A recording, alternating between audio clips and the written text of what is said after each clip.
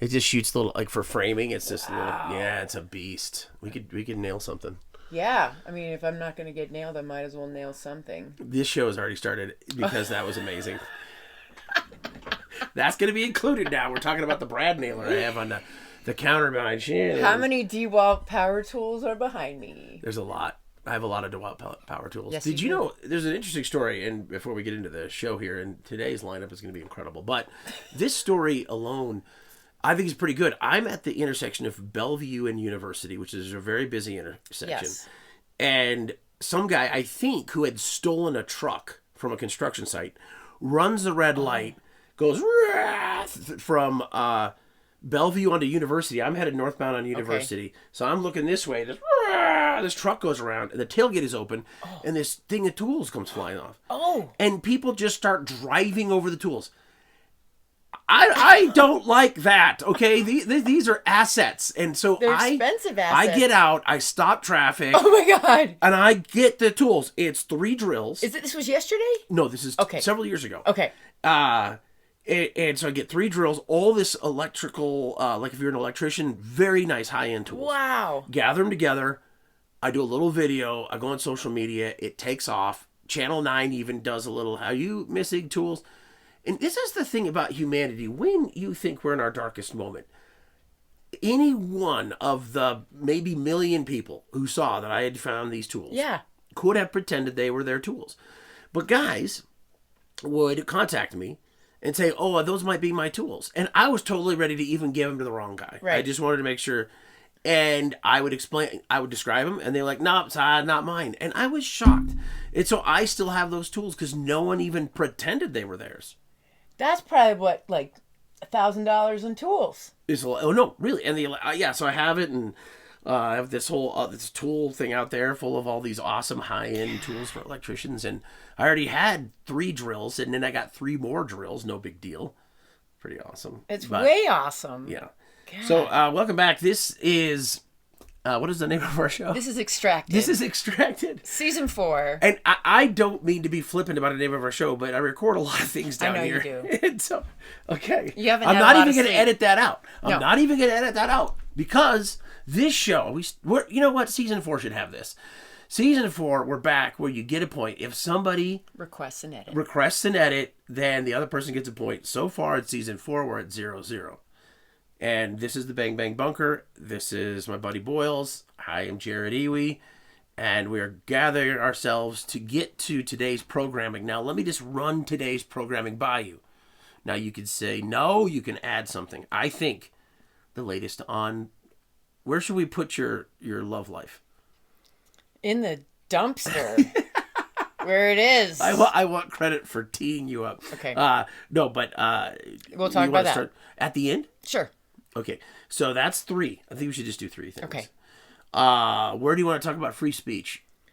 Can we even talk about free speech without getting in trouble? But yeah. Yeah, hold on. Okay. Let me do that. Charlie Kirk is a douche kazoo.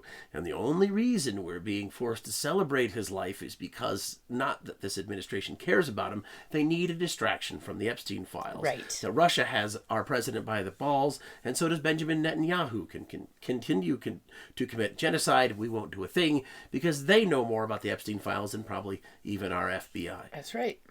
Free speech. And we're going to talk about the confusion around free speech. So I think that should be number 1. Yeah. What's the second one? Things you got coming up that are super awesome and exciting. Yeah. And can we talk about your latest manhole video? Okay. So free speech, manhole, love life, and lady hole. Boom. And Okay, ladies and gentlemen, welcome back to Extracted, and the thing that's just maddening, and you can't get maddened by it because that's the point. Yes, they want you to be mad. But I'm gonna save this for the end, maybe, or the second to the end, because you might want last word. And as my friend who watched the last one said, "Wow, Shannon's really good," so I'm gonna capitalize on your goodness. Whoever that was. Second to last word will be, I will deliver the greatest irony about this whole thing. Okay. But begin. I want to hear this conversation. I want to hear your mind waves. I want to hear the electricity pulsing through your brain about this episode with free speech and lack thereof. I am sickened by what I'm seeing. I don't even know where to start. I think that the last 9.5 months have been chock full of tomfoolery and things that fly in the face of the framers of this country, and the First Amendment, and even just like using language like rounding people up, and that they literally will grab anyone who's not white and arrest them. Yeah, the Supreme Court said you could do that. Yeah. You could profile now. I mean... So if you're not white and it looks like you have a job that makes you sweat, you could be picked up. Yeah. In fact, yesterday they arrested, I think it was 14 elected officials from New York City because they were not white, sitting in a food court having lunch. And I know I got to watch my P's and Q's because I am a federal employee, but what in the wild world of sports is happening to our country and our Constitution? It's being held hostage by someone who doesn't want the truth to come out. And so he's going to arrest and lock up and go after any and everyone that challenges him about the truth. Yeah. And then he's got these little fluffers like Pam Bondi and what's the press secretary? Oh, Catherine Levitt. Yeah. Yeah. It's like, as long as you're wearing a gold cross around your neck, they're going to just buy whatever shit you're shoveling their way. Yeah, and I think there should be clarity again about what free speech is.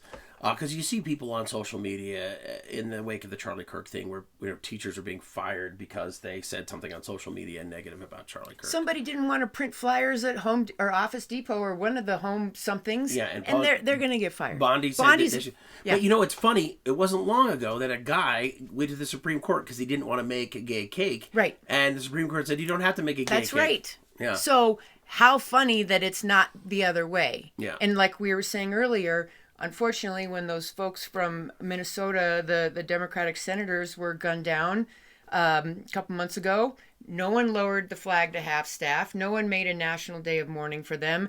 The news cycle continued to just barrel on, but yet we're all supposed to stop and take a knee for a guy who thought women should stay in the kitchen and just be baby makers, that people of color didn't have rights and weren't equal just like we are. Why are we worshiping a white supremacist? Oh, because there's a white supremacist in charge of the country. That's why. Sorry. If you wanted to, and I'll get back to the confusion on free speech, but here's Sorry, I know I keep... No. Just go, girl. You're good. That's the dog. I don't have gas, by the way, if that got I know he's digging around in there. Okay. Animals. Bogey keeps dragging in sticks. I passed the parent stepping on Lego's face. Now I step in a damn bramble he's dragged in from Winnetka Park. Okay, but if you need some inspiration, if you need a quick image of a Charlie Kirk moment that was awful but turned out better for America, maybe you can apply this to America. When Simone Biles kind of had the case of the twisties. Yeah. And I didn't know about what this was, but I've experienced it as a performer. I've had some bad nights on stage where you get freaked out and you can't crawl out of it. Anyway, when she pulled out of the Olympics, Charlie Kirk said she was an embarrassment and that she's the reason we lost. But she came back and 2 years later would win the World Championships, lead the team to that victory, and in the Olympics lead us back to gold. So America, hold on to this Biles moment where there is, well, coincidentally, a lot of bile, but we can turn that into gold. We need to just keep pushing. This country is a case of the twisties right now. Yeah. We're afraid of how we're going to land.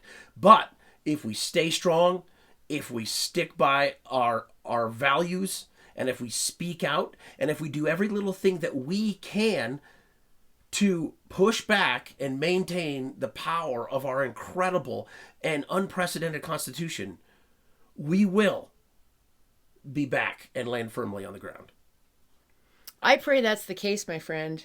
But we're living the reality of most of the 80s movies I watched that were Orwellian, dystopian, apocalyptic, and existential threatening. Mm-hmm. And all of those movies like RoboCop and Terminator, we never thought they could. It's here. It's happening. The one movie that nailed it is Children of Men. Yeah. And it's interesting, when I saw it, I was a movie reviewer, so I saw it just by myself at the Cherry Creek Theater. And it really riled me so badly that when I got home, my neighbor who came out and said, "I think your dog's digging under my fence," and it was it's a dumb thing, but I snapped at him, and it's because I was so scared, because it was what was happening and is happening. Yeah. If you haven't seen Children of Men, it's an incredible movie, but you will see exactly what's happening right now. And it was screaming at us. It's not a feel-good either. Not a feel-good movie, no. I just want to clear up freedom of speech. Yeah, please. And you're crushing it when you speak. I want you to know this. But freedom of speech, of course, people now I see are like, yeah, you're getting a taste of your own medicine, because what they're referring to is cancel culture. Yeah. Now, cancel culture is because you can say whatever you want in this country, but there's consequences. Yep. And that's what was happening to someone who, say, was masturbating in front of women like Louis C.K. or any number of dudes who thought they could still be racist and misogynist because they're too damn mentally lazy to do anything else. You will get canceled, and a lot of those guys retooled, and they came back. And now they're like, oh, it's cancel culture for you, but this is different. This is actually violating the Constitution, because the government, the FCC, and other entities are recommending that people suffer because of what they said. Not the people, not people within society, not just the company they work for, not their colleagues, but the government. That's a violation of the Constitution, and that is a violation of the First Amendment. That's the difference right now. Yeah.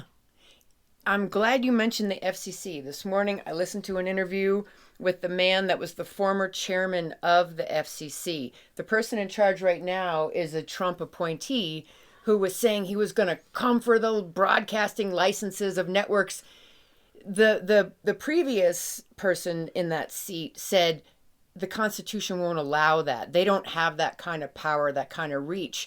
But there's nobody that is fact-checking or trying to stop this fascist takeover.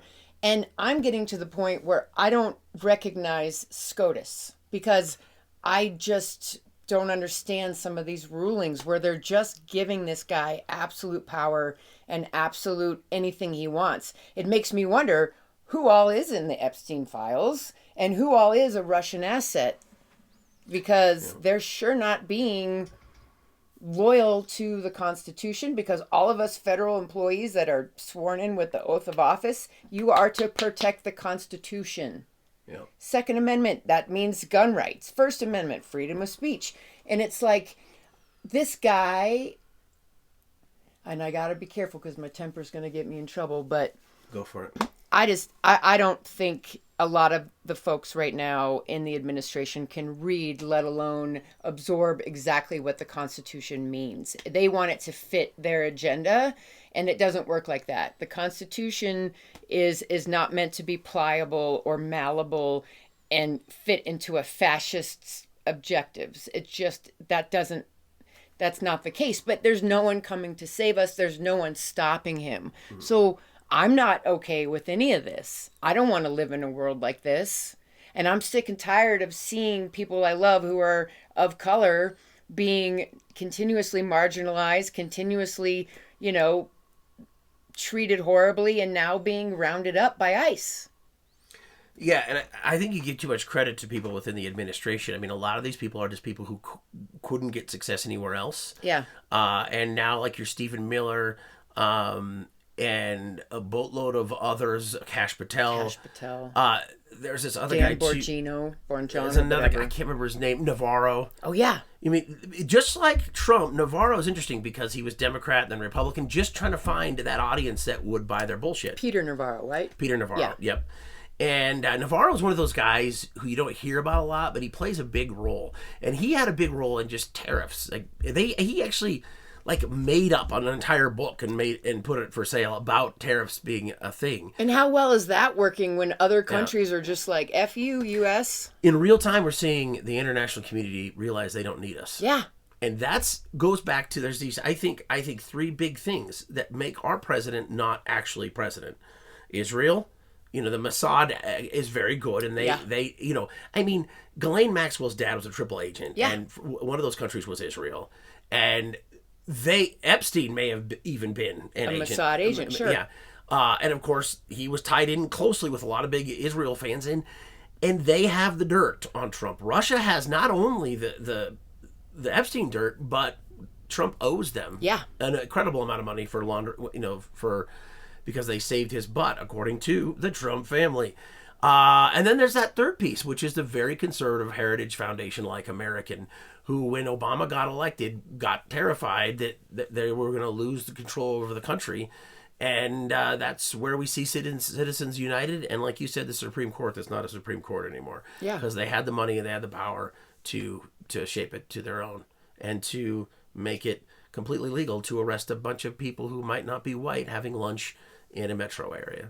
And I can tell you that within the courts, because all of this is going to play out in the courts and it's going to take forever because there are so many cases, you've got, your state courts, and then you've got where it goes to the appellate, level. So it's like your district state court, and then if you were to appeal that decision, it goes to the appellate level, and if you appeal it there, then it goes up to SCOTUS.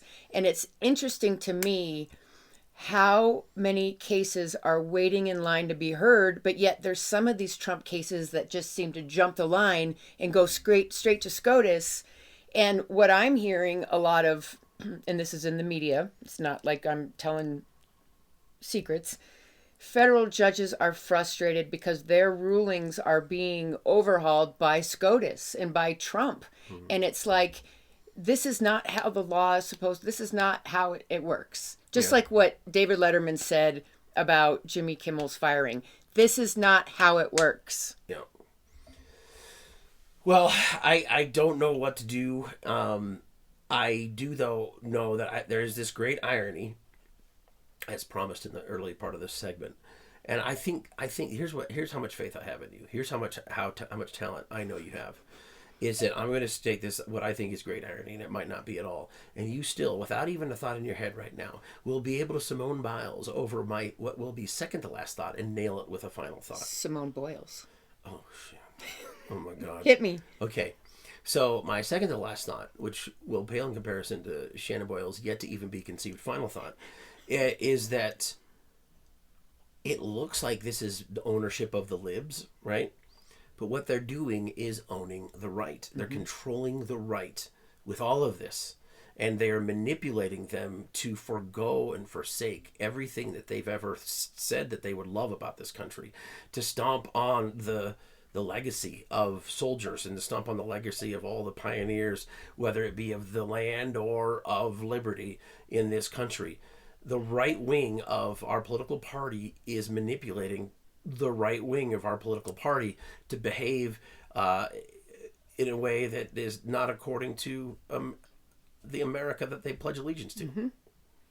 I mean, it's funny. It's like, I think of this a lot of like, what would Jesus do if Jesus were here today, right? Would Jesus be all about firing people for celebrating Charlie Kirk's death?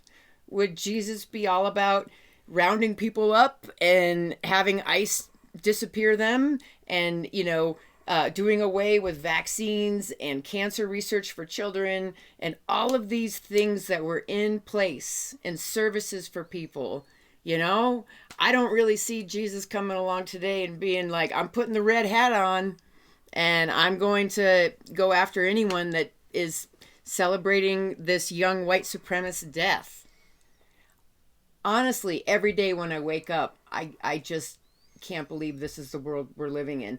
I didn't go through 20 years of health hell and multiple near-death experiences to live in a fascist oligarchy ran by a lying felon who has been found to be guilty of so many things. Like yesterday, Jasmine Crockett, she is just amazing. I give her so much respect. She laid into Kash Patel and just lit him up for 3 minutes. And I got to go find that so I can watch it again. But what she said about Trump was spot on with the amount of felonies he has, the amount of things that he's been guilty of, but yet people still vote for him, worship him, and think that he is the second coming of Christ. Yeah. like I said, their final point was amazing, and I'm gonna move on because that was very well said.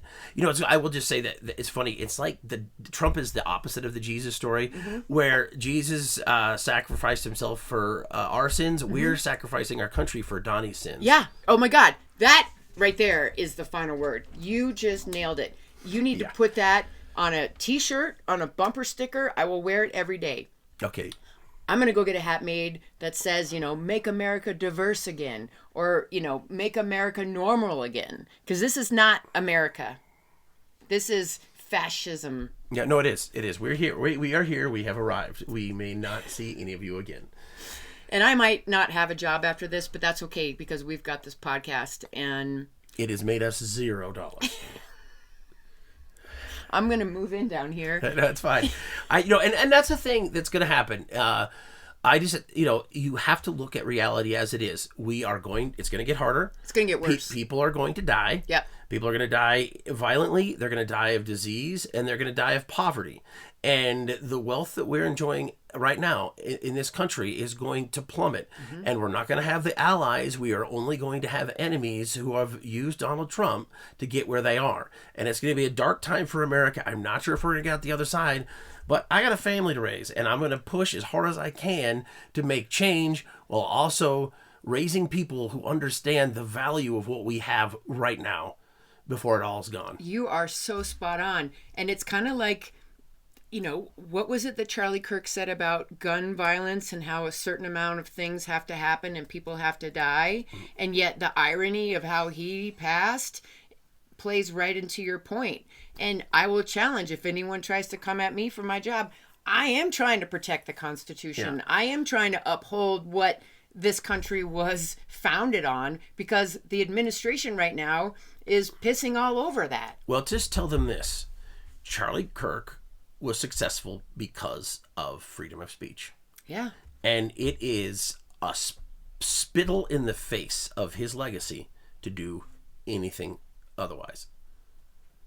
Yeah. Well, why are you trampling on his legacy? Trampling? Why are you doing that when his entire existence, outside of being a wealthy kid funded by wealthy investors at the young age of 18, everything he did was based on freedom of speech. Oh, and so now we're not going to have it to celebrate his legacy? Yeah. Yeah. Like, that's where I'm like, no, you can't have it for one way. Or you can't say you can't do this to certain people, but yet, if you're white and you're a white supremacist, you can have it be that way. It doesn't work like that.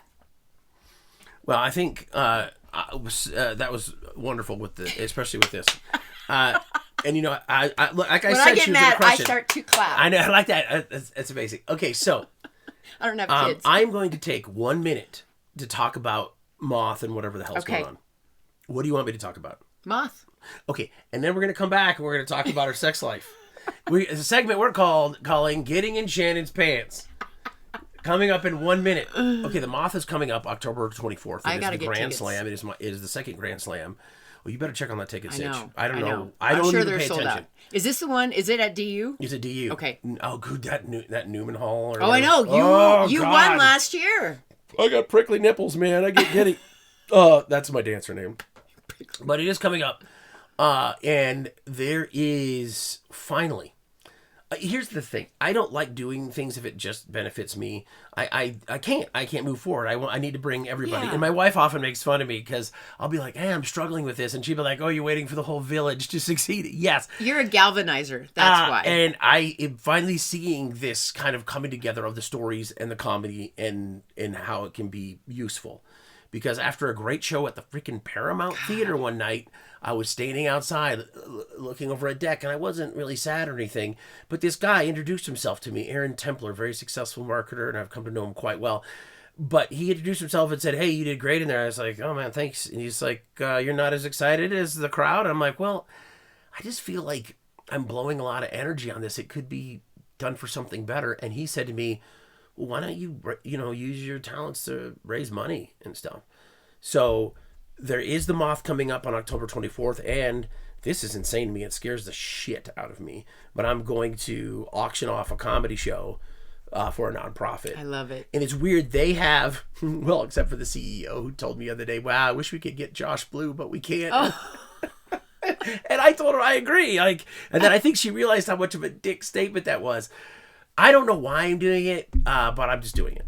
Because you're a good person. Yeah, but and also and a you're dumbass. Funny. I know, but I'm not coming off like a tour. I'm not like Mr. Finger Pistols. Jared's been crushing it lately. Yeah, you have. I mean, yeah, like some aspects, but anyway, Let's talk about your fixing the universe. You put a video up yesterday morning, okay? Wednesday morning. It's now Thursday. What is it? 10:27 a.m. You have had over 4 million views. So you are crushing it. I know, but that's a 30-second video, and this is an hour show, and I know it'll be great. I know it will be, but it's terrifying. You're gonna. Okay, I get so scared. If you're scared of something and you're like, God, what's wrong, Cammie? Listen, Cammie, David, Brent, whatever your name is, it's normal to be scared. I get so scared. But the weird thing is once I label it comedy, that's when I get scared. But this to me blows my mind because I'm the one that's scared and gun shy and doesn't get up on stage, and you're always telling me just do it. And I watch you like. The last a month ago, you and I are hanging out, chit-chatting, and they call your name, and you didn't even have anything prepared, and you went up on stage, and you killed it. So it's like, it makes me giggle when you say that you're scared, because you're such a genius, and you have so many funny things to share with people, and you're, like, right off the cuff. So if you're scared, I should be crapping the bed. Yeah. And there's actually the best phrase ever is crapping the bed, because that's just the worst possible scenario. But it's just like it's just weird. I in my brain I have a hard time going from right where I am right now to taking that to the stage. Yeah. But it's just getting started and going and not turning back. That's right. Yeah. You've got this, Iwi. You've been doing this for years. You know, it's like, is this Freaky Friday and we've switched bodies? It's not like you to be scared. That's me. No, that's like the thing I'm scared of. That's it. So, and now, not to diminish anything this incredible human has said, it's time for our segment, Getting into Shannon's Pants. Is that what we're calling it? Yeah, and today I did that. I put pants on. What are we? You lead me in this conversation, because I don't know where you want me to go. Because there's been some news lately. I've had a couple dates. I did something I didn't know I could do.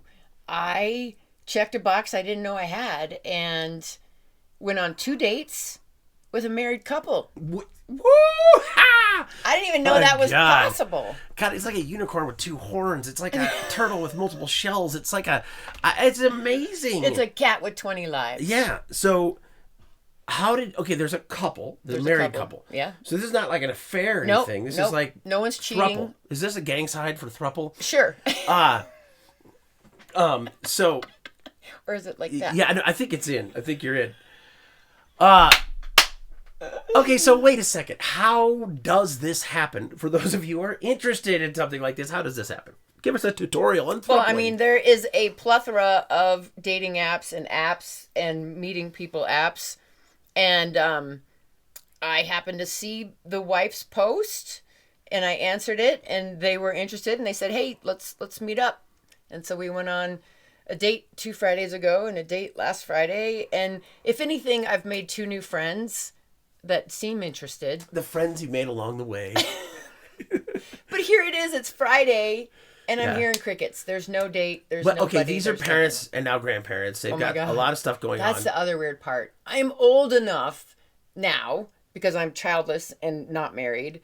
I am dating or on a date with people younger than me, but they're grandparents. No, it's weird. It's weird. Like I have that epiphany all the time. Like the people in my hometown who I adore so much, and I in my mind, they're always young. Yeah. And they're babies. And then I go home and they're grandparents. And they're younger than me. And they're wildly successful. They're grandparents. I'm like, what? When did that happen? So, but like I said to you, grandparents need sex too. They do. And if these people are younger than us, and we know we're Randy cats. Yeah. Yeah. But here's my other challenge. Because, I haven't heard from them this week. And that's not to say that they're not interested. It's just life is busy. But where do you go and meet people? Because I don't want to just do it through a phone. No, I've already told you how you're going to meet someone. And we're going up to Walden. Yeah, we're going to go to Walden, and we're also going to do a podcast convention. Yes. And there's going to be some guy there. His name is going to be something you've not really heard of it. Gabe? I don't know. I just made Gabe. That. No, Gabe is endowed. Gabe has trouble walking. Okay, so, all right, so Gabe.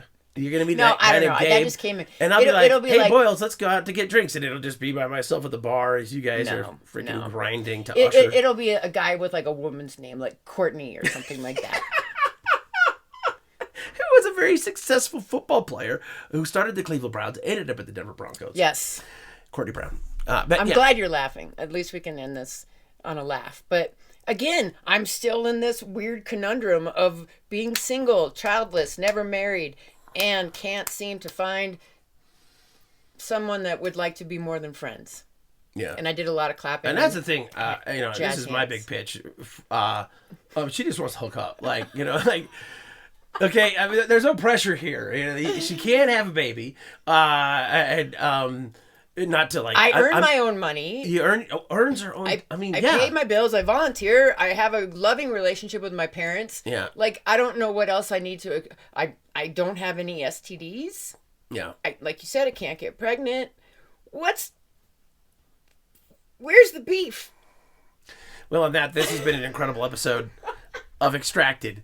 My name is Jared. This is my buddy Boyles, and I really like today's program. Wait, it was like this, And right? remember, when you can, Date a married couple. find some new friends. Okay.